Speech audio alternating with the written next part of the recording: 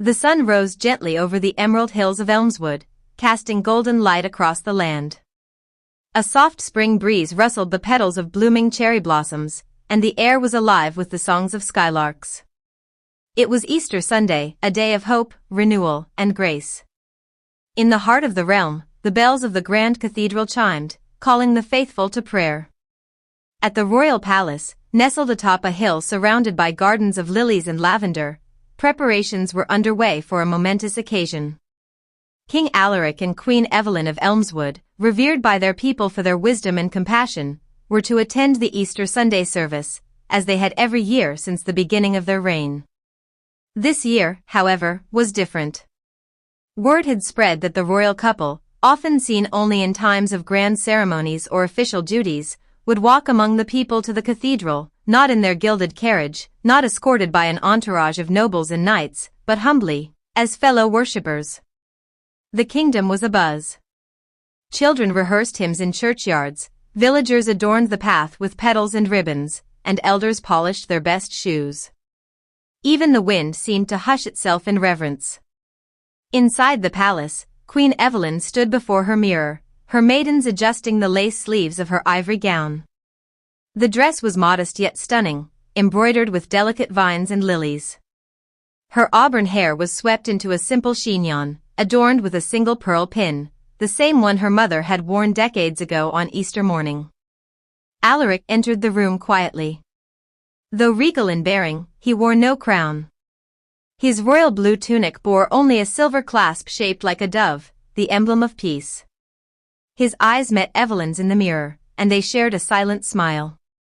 "Are you ready, my love?" he asked, offering his hand. "Always," she replied, placing her fingers gently in his. Together, they descended the marble staircase, the palace halls echoing with the soft rhythm of their steps. Courtiers bowed, but the king simply nodded in return. Outside, the guards opened the grand gates, and for the first time in living memory, the king and queen walked hand in hand down the main path toward the village cathedral. Villagers gasped in awe. Some fell to their knees, others wiped away tears, and many more simply stood in silent reverence as the royal couple passed.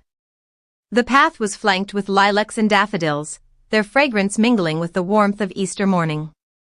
Children skipped beside them, offering flowers and handmade drawings. An old woman held out a tiny loaf of bread, her only gift, which the queen accepted with grace, kissing the woman's hand and thanking her with sincere warmth. Please subscribe to my YouTube channel. As they approached the cathedral, the great oak doors were open, revealing a nave bathed in colored light from stained glass windows.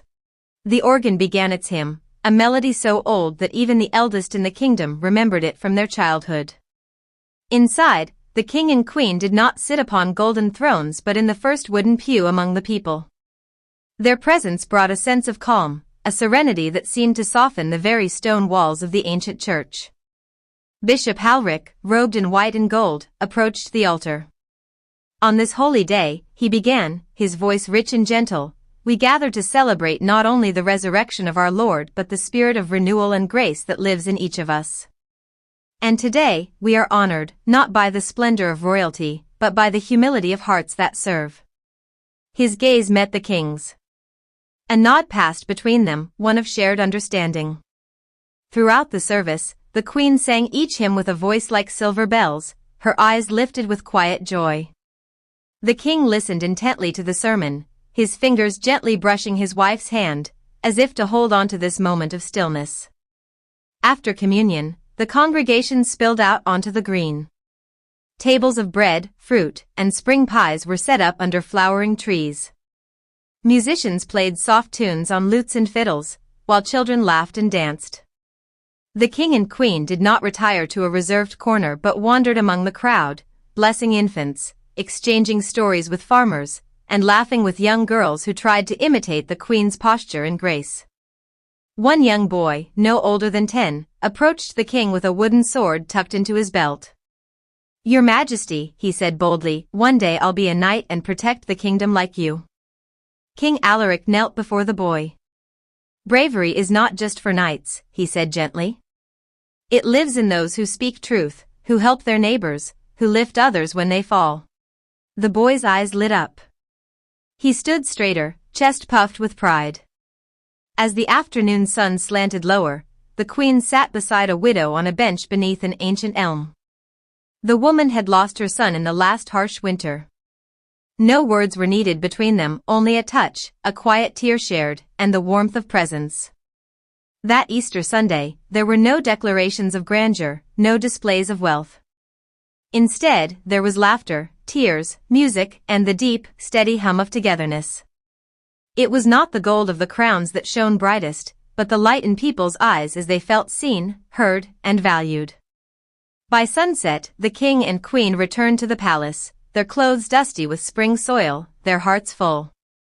In the royal garden, they sat beneath a blossoming magnolia tree, sipping tea and watching the stars begin to prick the sky. "You were beautiful today," Alaric whispered. Evelyn smiled. "So were you, my king. But more than beautiful, you were radiant.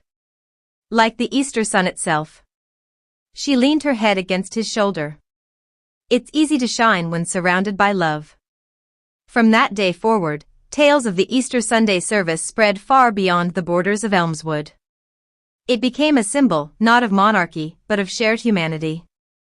Other kingdoms took notice, sending envoys not to discuss politics, but to learn the ways of the graceful king and queen who walked among their people.